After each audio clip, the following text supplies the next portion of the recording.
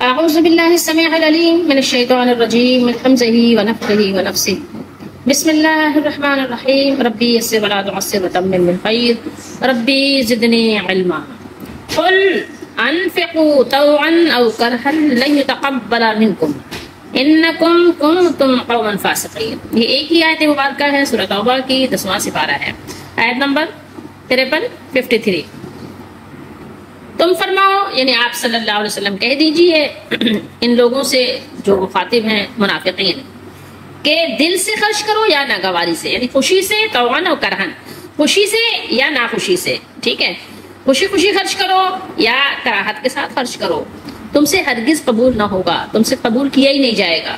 لن يتقبل منکم، تم سے قبول ہی نہیں کیا جائے گا. انکم، بے شک تم لوگ، تم سارے جتنے ہو منافقین بے حکم لوگ ہو. تو یہاں اللہ تعالیٰ نے پوری قوم کا ذکر کیا ہے، منافقین کی بھی ایک پوری قوم ہے، ایک دو منافق نہیں ہیں، اور یہ پوری قوم ہی اللہ نے سب کو فرمایا کہ یہ فاسق ہیں، یہ پورا گروہ جو ہے نا فاسقین کے گروہ پر مشتمل ہے. جو لوگ فاسق ہوتے ہیں ان کا عمل بھی فاسق ہی ہوتا ہے. اللہ تعالیٰ نے اپنے لیے کیا فرمایا ہے؟ نبی کریم صلی اللہ علیہ وسلم نے ارشاد فرمایا ان اللہ طیب لا یقبل الا طیبا، اللہ تعالیٰ پاک ہے، وہ سبحان ہے، اور وہ پاک مال بھی قبول فرماتے ہیں. تو بے شک اللہ تعالیٰ طیب ہے، اللہ تعالیٰ پاک ہے، سبحان ہے، قدوس ہے، اور وہ پاک مال کو اور پاک چیزوں بھی کو پسند فرماتے ہیں. اور یہ بخاری شریف ہے، حدیث نمبر 43 ہے 43. یہاں پر دیکھیں رسول اللہ صلی اللہ علیہ وسلم نے کسی خاتون کی عبادت کا تذکرہ آپ نے سنا تو آپ نے فرمایا ٹھہر جاؤ ماں علیکم. آپ صلی اللہ علیہ وسلم نے کیا فرمایا؟ لا یمل اللہ حتی تملوا. کیا بات ہے یہاں پر؟ ذرا غور کیجئے ان باتوں پر. آپ صلی اللہ علیہ وسلم نے فرمایا اللہ تعالیٰ ثواب دیتے ہیں، اللہ تعالیٰ تو ثواب دیتے یا ثواب دینے سے اکتاتے نہیں ہیں، ٹھیک ہے، لیکن بات کیا ہے کہ تم ہی عمل کرتے کرتے اکتا جاؤ گے. تو یہاں پر ہمیں ایک بات سمجھائی گئی ہے کہ آپ اپنے لیے نوافل وہ چاہے کسی بھی صورت میں ہو، نماز کی صورت میں ہو، صدقات کی صورت میں ہو، اپنے لیے اتنا مقرر کرو جس کی پابندی آپ باقاعدگی کے ساتھ کر سکو، ٹھیک ہے، جو اتنا اپنے لیے واجب کرو جو ہمیشہ کر سکو اور اس کے پابند رہ سکو. ایسا نہیں ہے کہ آپ ایک دن بہت سارا عمل کر لو اور اگلے دن بالکل کیا ہے، خالی ہے. لیکن منافقوں کا حال یہ ہے کہ جب اگر دکھاوے کی بات آ جائے تو پھر وہ رات بھر بھی کھڑے رہ کے نماز پڑھ سکتے ہیں، دکھاوے کی بات آ جائے تو بہت سارا مال خرچ کر سکتے ہیں، اور ویسے اگر دیکھیں کہ کوئی بھی نہیں دیکھ رہا، تنہائی ہو، صرف اللہ تعالیٰ ہی کے لیے عمل کرنا ہو تو وہ خالی ہوتے ہیں، ٹھیک ہے. تو یہ بات یہاں اللہ تعالیٰ نے بیان فرمائی کہ اور اللہ تعالیٰ وہ یعنی پاک ہے اور پاک ہی کو قبول فرماتے ہیں، ٹھیک ہے. میں نے آپ کو حدیث روشنی میں بتایا. تو اللہ تعالیٰ کافروں اور منافقوں کے کسی خرچ کو قبول نہیں فرماتے، نہ کسی عمل کو، کیونکہ وہ تو اپنے یعنی جو اللہ کے متقین بندے ہیں تو اپنے متقین بندوں کے عمل ہی کو شرف قبولیت سے نوازتے ہیں. یہاں پر اگر ہم غور کریں اور الفاظ کے سیاق سے اندازہ لگائیں، یعنی جب آپ یہ سبق پڑھتے ہیں اس کی بات یہ کر رہے ہیں کہ اس کے یعنی سیاق و سیاق اندازہ لگائیں تو اندازہ ہوگا کہ اللہ تعالیٰ کی ناراضگی الفاظ سے ظاہر ہے کہ اللہ تعالیٰ یعنی کس اپنی ناراضگی کا اظہار کن لوگوں سے کر رہے ہیں کہ تم کیسے لوگ ہو کہ تمہارے خرچ کو بھی اللہ تعالیٰ قبول نہیں فرمائیں گے. آپ ذرا غور کیجئے. اور بات بھی اللہ تعالیٰ نے یہاں جو کی ہے مستقبل کی بات بھی ہو رہی ہے کہ تمہارا یعنی خرچ کرنا نہ آج اور نہ آئندہ قبول نہیں ہوگا، قبول نہیں کیا جائے گا تم سے. یعنی تم ایسے لوگ ہو، تم نے اپنے مالک کو اتنا ناراض کر دیا ہے. کبھی ہم اور آپ غور تو کریں کہ ہمارا کیا حال ہے. یہ تو ہم سمجھ جاتے ہیں کہ جو منافقین کی بات ہو رہی ہے. صحابہ کرام تو ڈرتے تھے، نفاق سے ڈرتے تھے، ہر صحابی اپنے لیے ڈرتا تھا کہ کہیں ہمارے اندر نفاق تو نہیں پایا جاتا. لیکن ہم میں سے کوئی بھی ڈرتا بھی نہیں اس بات سے، کوئی ڈرتا بھی نہیں. ہم اپنے آپ کو پکا مومن ہی سمجھ لیتے ہیں. تو یہاں پر بہت یعنی ڈرنے کا مقام ہے، رونے کا مقام ہے. تو یہ ظاہر ہے منافق تھے، خرچ کیوں کرتے تھے؟ دنیا دکھانے کے لیے اور اپنا پردہ ڈالنے کے لیے. تو اللہ تعالیٰ نے تم کا پردہ کھولا ہے.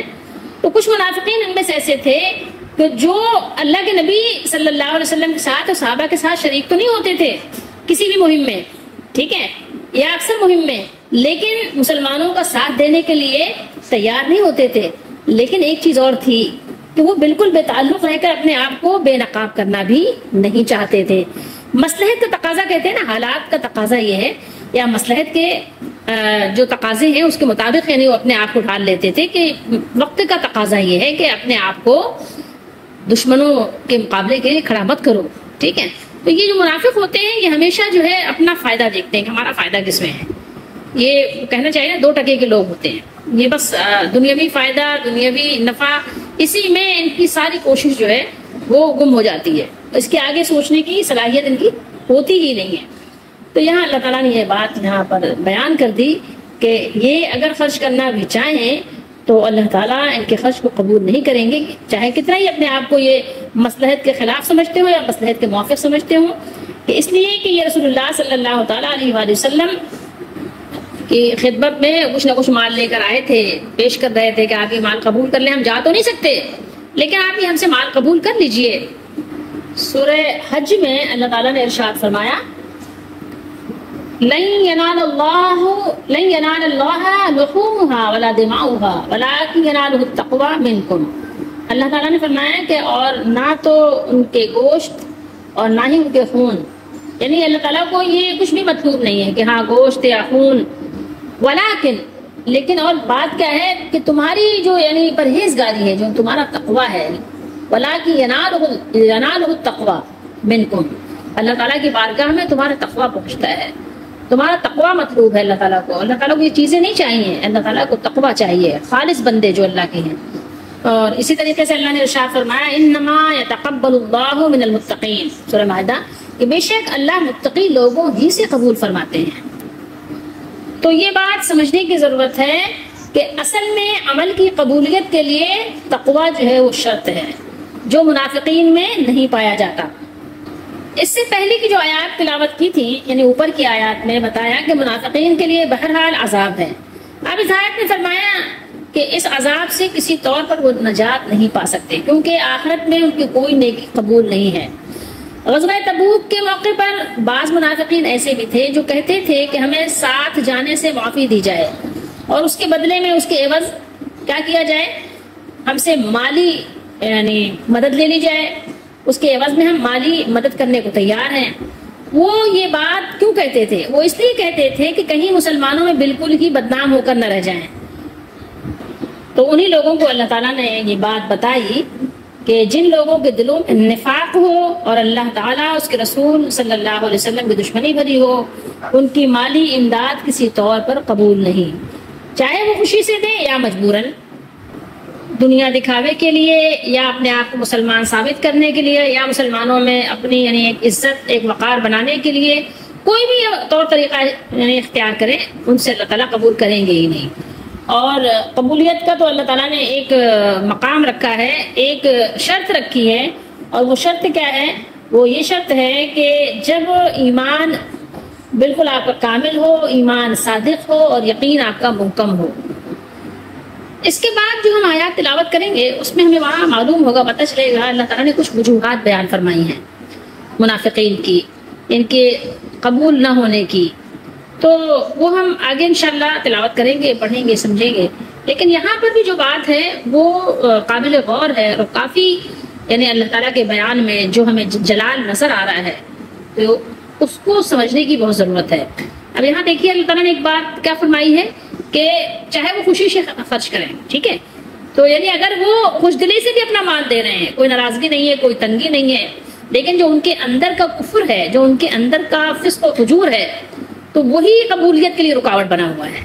ایک چیز تو یہ غور کریں، اور پھر یہ کہ اکثر اوقات ان کا معاملہ یہ ہوتا ہے کہ ظاہر وہ خوشی سے خرچ کرتے بھی نہیں ہیں۔ تو اب یہاں پر دیکھیے کہ اللہ تعالیٰ کو انہوں نے ایسا ناراض کر دیا۔ ہمیں یہاں پر یہ بات سمجھنے کی ضرورت ہے کہ اللہ کو ناراض نہیں کرنا ہے کسی حال میں بھی۔ اگر اللہ کو ناراض کر دیا نا تو اب آپ کو کوئی بھی نہیں ہے والی وارث کے جو آپ کو بچا سکے۔ تو ان آیات میں یہی ہمیں سبق ملتا ہے کہ اللہ کو ناراض نہیں کرنا ہے۔